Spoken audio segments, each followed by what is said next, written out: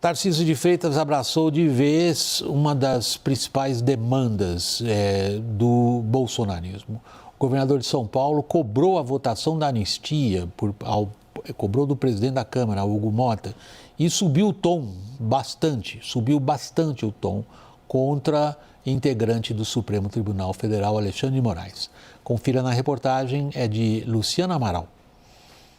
Tarcísio de Freitas escolheu seu discurso a dedo no ato do 7 de setembro para tentar conquistar a base bolsonarista mais radical. Na Avenida Paulista, pela primeira vez, o governador de São Paulo atacou diretamente a condução do julgamento da trama golpista pelo STF e o ministro Alexandre de Moraes. Ninguém aguenta mais a tirania de um ministro como Moraes. Ninguém aguenta mais o que está acontecendo nesse país. O mundo político de Brasília enxergou na investida contra Moraes um movimento de Tarcísio para se cacifar de vez como substituto de Jair Bolsonaro na disputa presidencial do ano que vem. Governistas já começam a explorar a narrativa de que a imagem de um Tarcísio moderado caiu por terra. A avaliação é de que essa radicalização ajuda Lula na disputa pelo eleitor de centro. A contaminação da pauta governista no Congresso, especialmente o projeto da isenção do imposto de renda, preocupa o Planalto. O texto está parado desde meados de julho, em meio a um cabo de guerra pela compensação do dinheiro que vai deixar de ser arrecadado e pela popularidade que pode dar a Lula.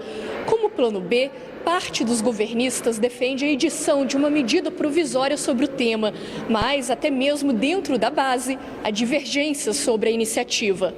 Nesta segunda, a ministra Gleisi Hoffmann cobrou que os aliados ocupem a pauta para evitar o avanço da proposta de anistia. Petistas buscam transmitir a ideia de que minimizam os esforços da oposição. Alegam que a anistia não teria apoio da cúpula do Congresso e seria declarada inconstitucional pelo Supremo. O Centrão, por sua vez, continua a apostar em Tarcísio como o próximo nome para o Planalto. No entanto, teme que a postura destrua pontes com o STF. O presidente da Corte, Luiz Roberto Barroso, afirmou que o julgamento de Bolsonaro é guiado por provas e não por disputas políticas. No 7 de setembro de 2021, na mesma Avenida Paulista do discurso de Tarcísio, Jair Bolsonaro disse que não cumpriria mais ordens de Alexandre de Moraes. Agora, em prisão domiciliar imposta pelo magistrado, não pôde participar. Marco Aurélio Nogueira, Bolsonaro e Lula a gente vê nos seus papéis habituais. Me parece, não sei se é a sua avaliação, que o único personagem político de projeção no momento que alterou o comportamento até aqui mantido foi o governador de São Paulo, Tarcísio de Freitas. Por quê e para quê? Bom, essa é uma pergunta delicada, complicada e que terá que ser posta na mesa nas próximas semanas, quem sabe nos próximos meses. Porque o Tarcísio fez um cálculo eleitoral, político-eleitoral, de alto risco, porque ele não sabe se essa radicalização adotada ontem, no sentido de torná-lo abraçado ao bolsonarismo, poderá ser revertida mais à frente, quando a questão política passará a ser a captura do centro. Porque o centro não deseja o radical bolsonarista, né? Deseja o moderado que o Tarcísio fez questão de reforçar ao longo dos últimos 2 anos. Ele, como governador do estado de São Paulo, procurou o tempo todo pisar em ovos, vamos dizer assim. E, de repente, sentindo que o chão estava prestes a se fraturar com uma saída mais ainda pela direita do bolsonarismo, ele fez uma revisão do discurso e procurou, digamos assim, cortejar essa ala mais radical do bolsonarismo. Eu insisto muito que foi um movimento bastante complicado, até mesmo do ponto de vista da coreografia da Avenida Paulista. Quer dizer, um movimento que procurou, de 2016 para frente, se apresentar como patriótico, nacionalista, não pode ser assim identificado, estendendo uma bandeira dos Estados Unidos em vez da bandeira nacional, né? Quer dizer, uma contradição nos termos, que provavelmente irá fazer com que essa radicalização de Tarcísio sangre um pouco mais à frente, porque o eleitorado de centro, que não é lulista e não é bolsonarista, cobrará um preço por essa guinada direitista do governador. Daniel, a própria participação do Tarcísio como uma das figuras de proa no esforço de fazer a anistia ser pelo menos votada na Câmara dos Deputados já indicava digamos, um empenho político dele na direção que ele demonstrou na Avenida Paulista, aqui do lado, ontem, domingo. Mesmo assim, o ambiente político em Brasília parece ter sido tomado de surpresa? Não sei se surpresa é a palavra-chave nesse processo, William. A questão é que, assim, se a gente pega o Tarcísio, que brilhou num dos leilões mais importantes deste ano na área de infraestrutura, na sexta-feira, do túnel Santos-Guarujá, em que era nítida a diferença, a qualidade técnica dele, o conhecimento do projeto em relação a 3, 4 ministros, ao vice-presidente da República, que também discursaram. E nesse leilão, nos discursos depois do resultado, Tarcísio se apresentou como um conciliador, deixou claro que pode-se ter rivalidades políticas, mas que o interesse comum não está acima disso e não pode ser confundido com inimigos, né? Rivais não podem se tornar inimigos. Tarcísio se apresentou ali como o Dr. Jekyll, o médico que cura, que concilia, para no domingo chegar na Avenida Paulista como o Mr. Hyde, aquele que destrói, aquele que assusta. No final das contas, me parece que ele está se transformando de um moderado demais para os radicais para um radical demais para os moderados. E aí, William, nós temos, eu e o governador Tarcísio de Freitas, para ser claro, temos conhecidos aqui, amigos em comum há muitos anos. E o que essas pessoas comentavam, depois do discurso dele no domingo, é que o Tarcísio real, no fundo, não pensa assim. Tarcísio, esse perfil, essa fantasia não encaixa bem no Tarcísio. E nem importa muito a opinião pessoal dele, o que importa é o posicionamento público e estratégico dele.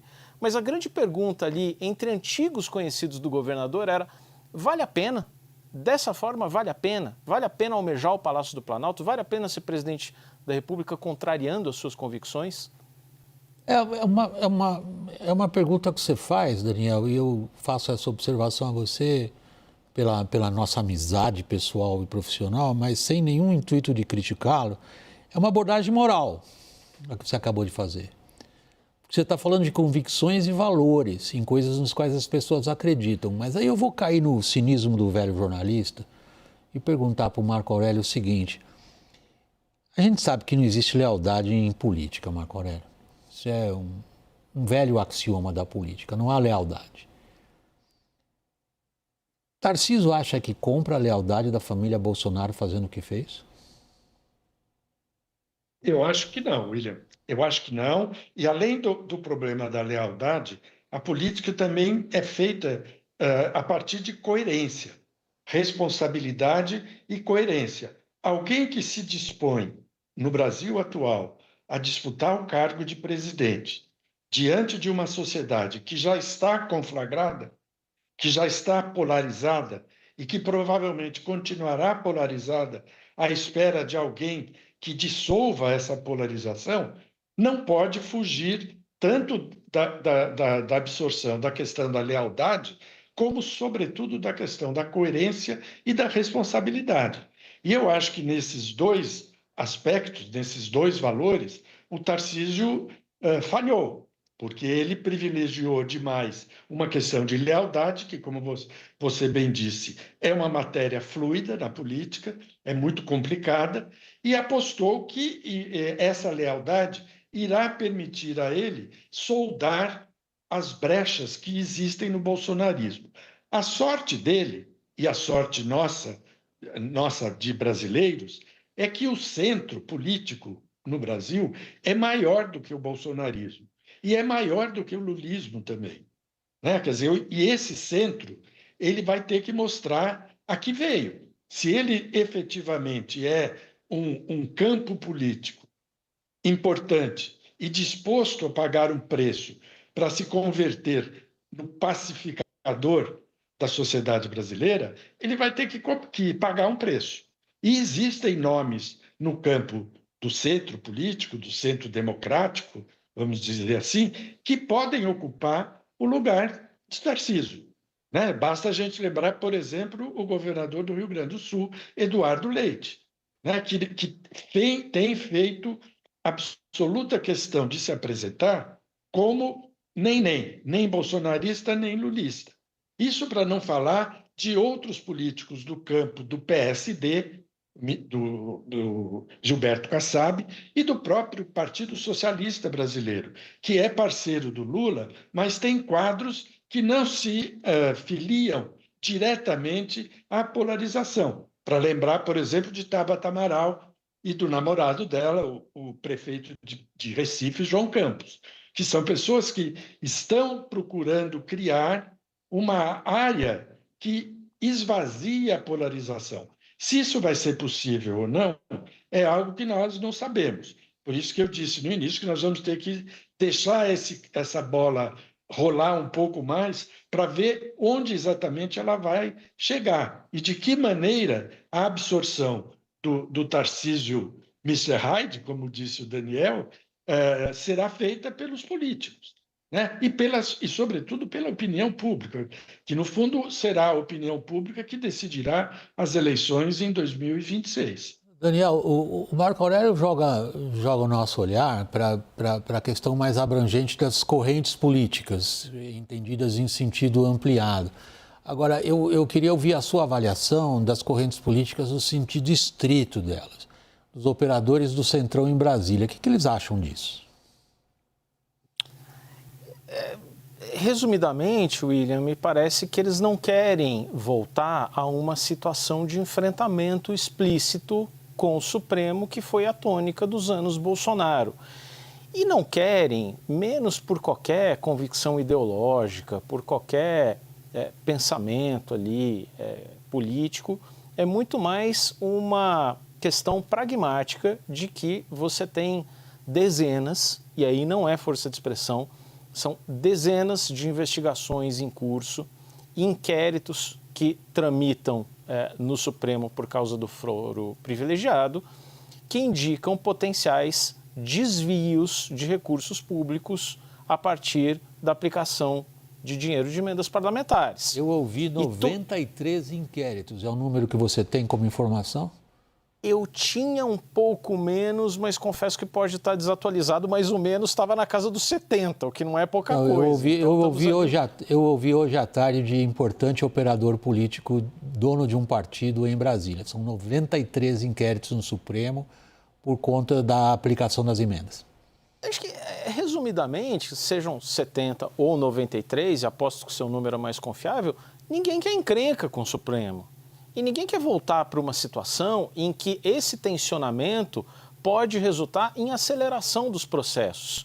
É óbvio que isso não está certo, é óbvio que,